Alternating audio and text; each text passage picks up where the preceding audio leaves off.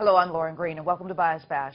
President-elect Donald Trump is, of course, in the spotlight for the decisions he is having to make leading up to his inauguration. But what is the media saying about the pace of those decisions? Joining me now, Pulitzer Prize-winning investigative reporter, author, and a Fox News contributor, Judy Miller. Welcome. Hi, Lauren. Okay, so we've got less than 60 days. We've got 4,000 positions. I'm assuming that he's not going to fill every 4,000. It's more about, you know, pick your heads and then you pick your workers. But so he's going to pick the prominent ones, right? Exactly. And 1,000 of those 4,000 have to be confirmed by the Senate. So this is a long-ranging project. And I must say, there are many issues out there. There are many bones that one can pick with Mr. Trump. But the pace of this transition, the description of it as chaotic and a mess, I think this is grossly unfair, and I'm not alone. David Axelrod, who can't be described as a rabid Republican since he ran Barack Obama's transition and campaign, chief strategist, even he says this is unfair, and the press shouldn't really be focusing on whether or not he appoints key people on Tuesday or on Thursday. Actually, his timing has been, his pace has been consistent and even faster than a lot of other former presidents. But we ought to be looking at different things, and the press has kind of only begun to focus on who he has appointed to these key posts. What are they saying about one of the posts that seems to be a stand-up, not controversial, but kind of like, what, is Mitt Romney?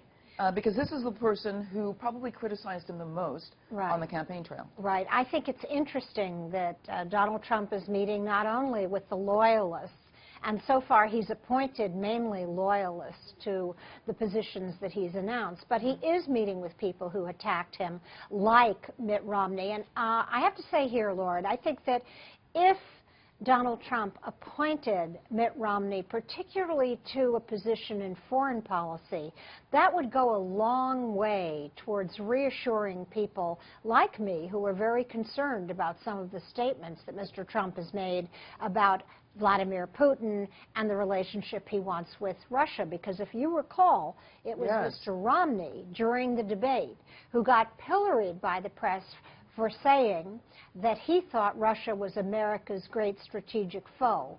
And now I think he has been proven correct, and I think Donald Trump's reaching out to him speaks well of this transition. And if he goes one step further and appoints him to something major in foreign policy, that will reassure what I call the John Bolton wing of the Republican Party, or those traditional conservative Republicans who have great concern about a partnership with Russia and what it would mean for the United States. Is the media missing sort of the story, the big story that's happening right now, sort of the narrative?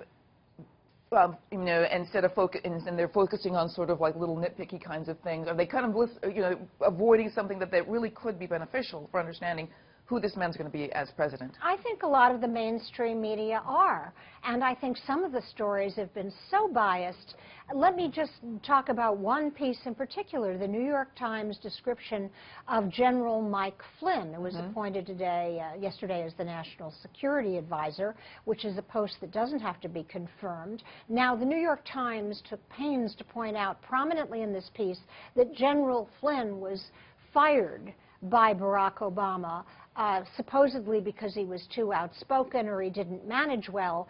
But in the 6th paragraph from the end of the story, you learn that General Flynn says that he was fired because he wouldn't toe the line on the administration's assertion that ISIS was in retreat, which we now know is absolutely accurate.